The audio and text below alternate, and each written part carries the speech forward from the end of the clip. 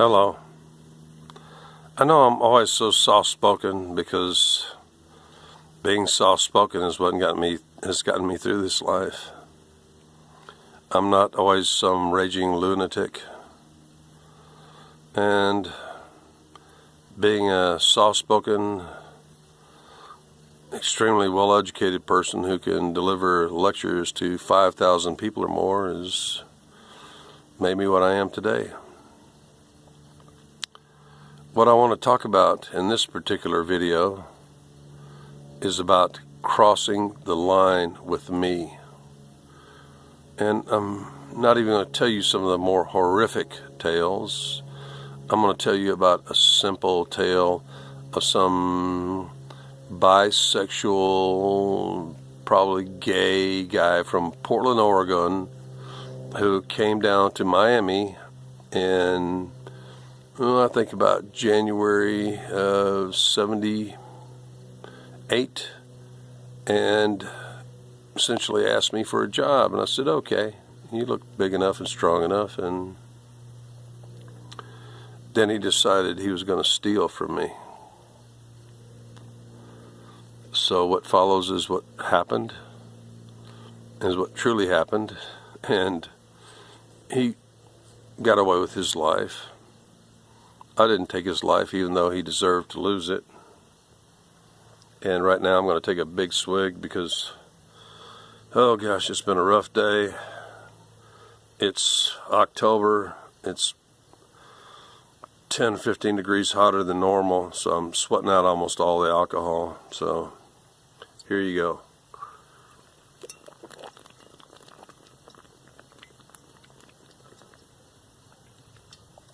And that's that fucking cheap fucking Puerto Rican wine I got from fucking Walgreens.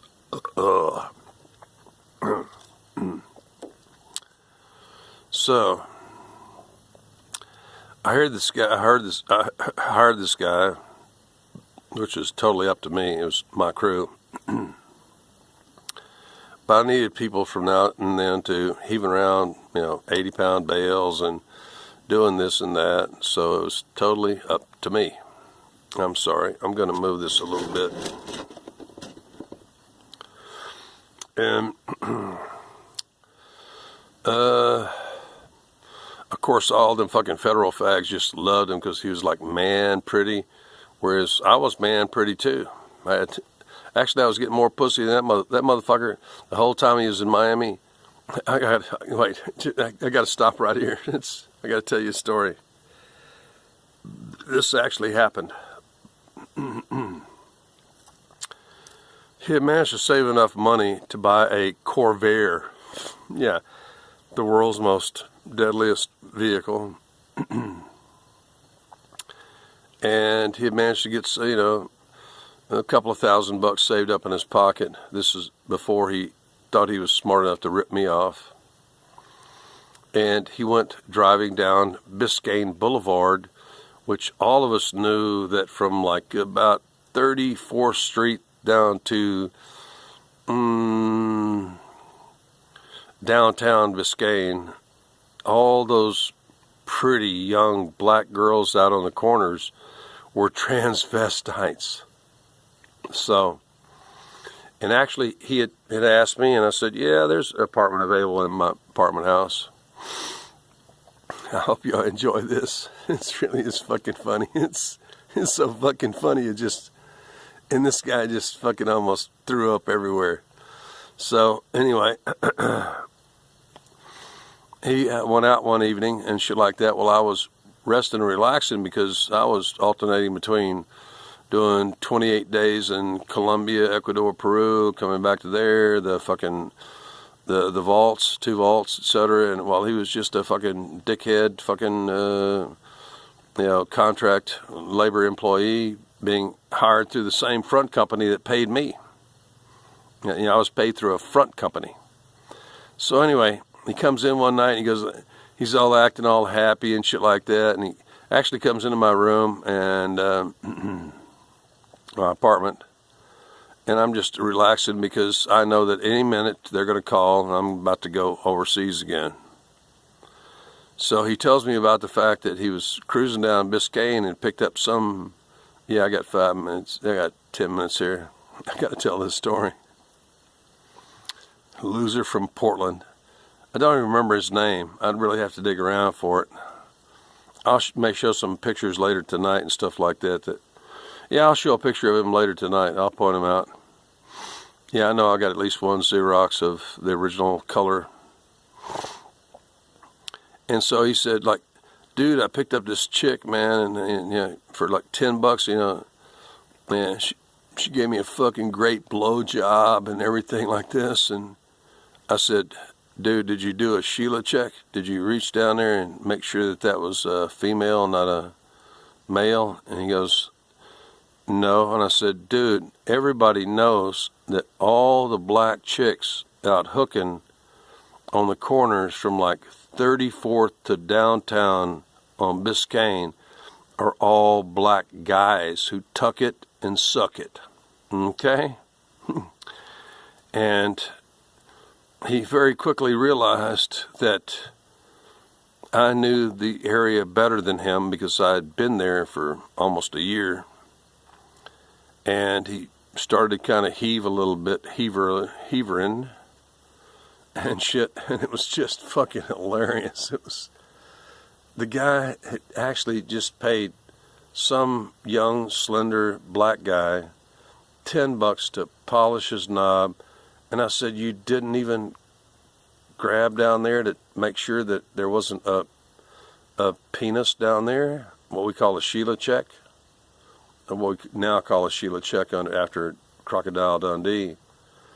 And he goes, no. And I said, dude, everybody knows that from such and such a spot, actually I think north of 34th, all the way down Biscayne Boulevard, every one of those really fine, slender, good-looking black chicks out there that have their little handkerchiefs to spit your sperm into, every one of them is a black dude. We all knew that. Anybody who had been in Miami for at least a year fucking knew that. And yet he didn't. It was so fucking hilarious. And I'm going to continue on because I'm only 7.5 minutes in. You know, later on, this motherfucker actually thought that in between times he could rip me off. So, you know, and I would allow him up into the primary vault, even the secondary vault, which you'll see a picture of later. And but one day he threw his little set of keys to his little Corvair and his apartment and shit like that, threw it out there. But he didn't know that I'm a real operative, and that I always keep a small bar of, you know, milled, unmarked Castile soap, super hard soap, in my pocket. So as soon as he did that, I picked up his fucking keys and got a copy to his apartment. And one day, I called in. I said, I don't feel too good today. I think I need to take a day off. You know, you guys are working me pretty hard. And so he went into work and shit like that. And I went down Ace Hardware and shit like that, and I already knew by looking that it was a Yale 1 classic standard lock. And I went over to the lock rack and shit, and I'd already had obtained a rat tail file, and I was pretending to like look at the blanks on the rack and stuff like that, and I pulled off 2 instead of 1 and put 1 back, and 1 went into my pocket. I'm slick, motherfucker. Don't fuck with me. I'll fuck you up, you dumb motherfucker. And actually I went straight from there into the adjoining park where I used the soap impression to make an exact copy of his apartment key. And then while he was out at work doing nothing except sucking off a couple of old federal agents, one of which who was still under investigation for the theft of 68 bales of marijuana. That's Fred I'll talk about him later. And so I went into his apartment, and I already knew because I had been in his apartment before, and I had laid back on one of his beds, and it was like a twin bed, and I looked up, and there was this white glue on a tiny corner of one of the ceiling tiles. White glue. He had just bought white glue that, and so I know exactly where he had just stolen about 30 pounds of my product. Maybe closer to 60, but I don't care. So I ripped the ceiling out,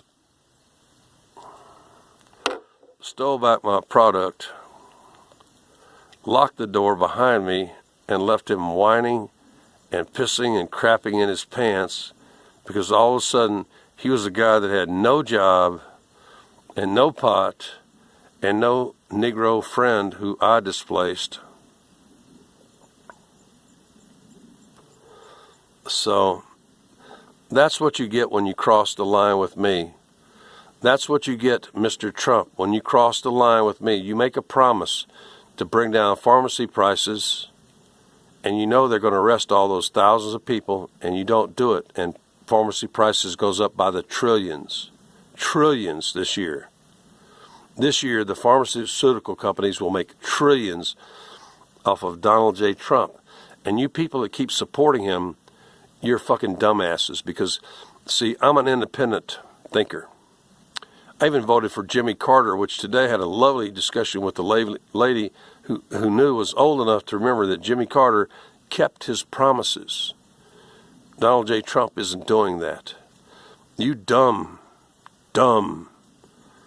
suckers are still backing up the most evil, most hateful, especially Jew-hating Christians, like that bunch from Larry Beaver from Alabama stand, and his family attacked me in the Bryan Walmart a couple of weeks ago. And when I went through checking through all their stuff, all their Facebook friends said, we're obliged by the command of Jesus. We're obliged by the command of Jesus to convert all the Jews and Muslims or kill them, or Jesus will not come back. You're fucking idiots.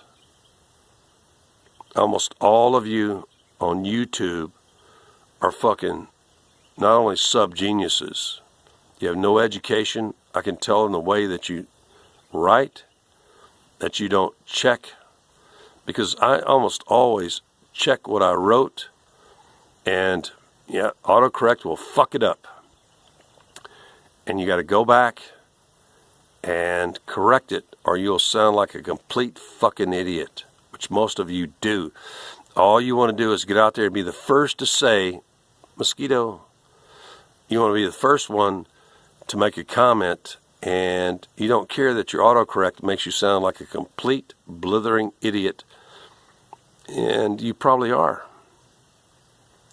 But anyway, this is just a couple of stories. And to the guy from Portland, Oregon, just like Alex Ansary, you're a fucking loser, dude. You thought you could steal from me, and I took it all back. Every bit. Ain't happening, you fucking loser.